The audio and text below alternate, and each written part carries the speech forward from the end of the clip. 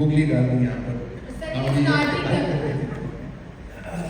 देखिए मुझे लगता है कि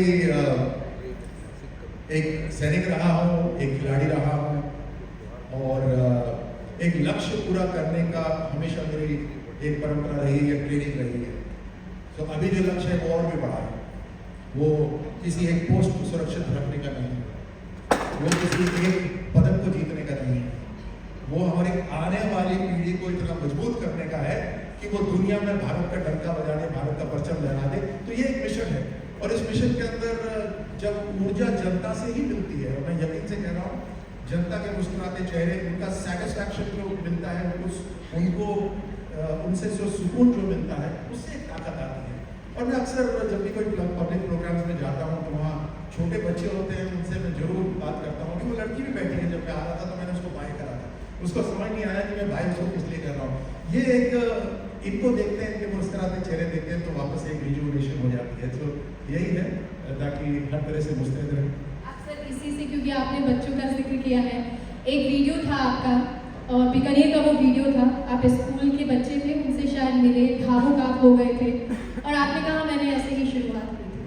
वो उस अनुभव को जरा आप बताना अगर चाहें कि किस तरह का आपका संघर्ष रहा है। मेघा जी, मेरा जीवन बहुत साधारण रहा है। गांव से मैंने शुरू करा है।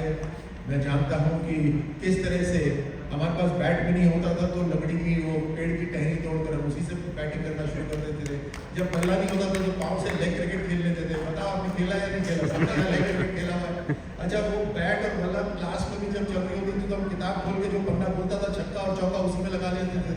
तो एक मन होता था खेलने का, एक मन का भाव होता था कि हमें खेलना है, चाहे कैसी भी परिस्थिति हो हमें खेलना है।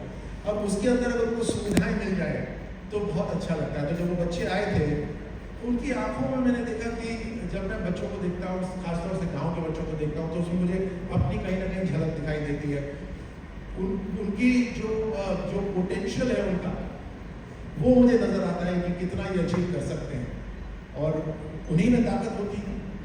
हमारे कोच हमेशा ये कहा करते थे कि अगर कोई बहुत बड़ा अचीवमेंट करना है, यहाँ पे उद्योगपति भी बैठे हुए हैं, सब जानते हैं, मीडिया के बड़े कर तो आप सब बैठे हुए हैं।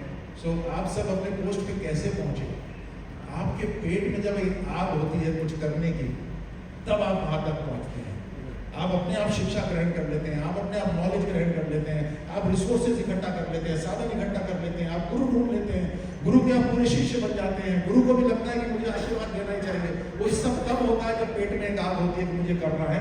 और गांव के बच्चों के अंदर वाकई में एक पेट की आग होती है कि हमें कुछ करना है। इसीलिए मुझे लगता है कि उनको थोड़ा सा भी आप दे दो तो बहुत कुछ कर रहे हैं।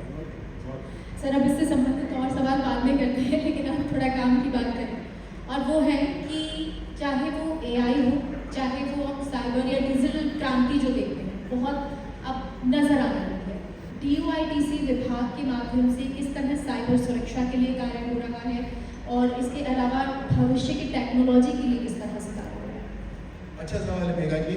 दुनिया बदल रही है। आर्टिफिशियल इंटेलिजेंस का उपयोग हमारे जीवन के हर कार्य में हो रहा है।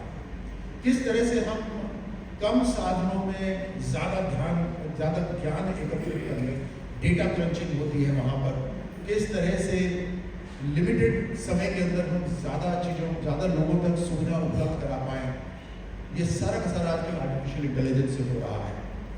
अब राजस्थान के अंदर मुझे गर्व है ये बात बताने के लिए कि राजस्थान का जो IT सेक्टर है, जो सरकार का IT डिवीजन है, वो बाकी बहुत सारे राज्यों से कहीं आगे है। हमारा जो डेटा सेक्टर है वो इतना आधुनिक है कि दूसरे प्रदेश अपना डेटा हमारे डेटा सेक्टर में रखते हैं। इसीलिए ये जानकर आपको खुशी होगी कि पहली बार हमारी सरकार ने डेटा सेक्टर पॉलिसी हम लेकर आए हैं। आज से पहले राजस्थान में डेटा सेक्टर पॉलिसी भी नहीं थी। आप जानते हैं कि सरकार, प्रधानमंत्री मोदी जी की योजना है जिसके अंदर लाभार्थियों को लाभ दिया जाता है। बट आजकल अभी तक लाभार्थी कैसे ढूंढे जाते थे? लाभार्थी खुद आते थे सरकार के पास ये बताने के लिए कि हमारी उम्र ये है, हमारी दिक्कत ये है, हमें लाभार्थी आपने जो योजना बनाई है उसके अंदर हमें लाभ मिल सकता है। फिर सरकार उनके कागज देखती थी, कागज मांगने में समय लग जाता था। उसके बाद सरकार कहती थी कि ठीक है अब आप आइए और लाभ दे दीजिए। इसको हम बदल रहे हैं। हमारा प्रदेश पहला प्रदेश होगा पूरे देश के अंदर जो एक स्मार्ट प्रोग्राम लेकर आया है। डेटा हमारे पास बहुत सारे लोगों का है, आधार कार्ड हमारे पास है, अलग अलग उनके जो एजुकेशनल क्वालिफिकेशंस हैं वो सारे हमारे पास पहले से ही हैं। उसको हम आर्टिफिशियल इंटेलिजेंस से घर बैठे व्यक्ति के पास संदेश जाएगा, मैसेज जाएगा, क्योंकि मोबाइल नंबर हमारे पास सबके पास है। एक मैसेज जाएगा और वो मैसेज होगा कि अब आप लाभ लेने के लिए लाभार्थी हैं सरकार के, आप आइए, आपका बैंक का खाता भी है, हम सीधे आपके बैंक के खाते में लाभ भेजेंगे।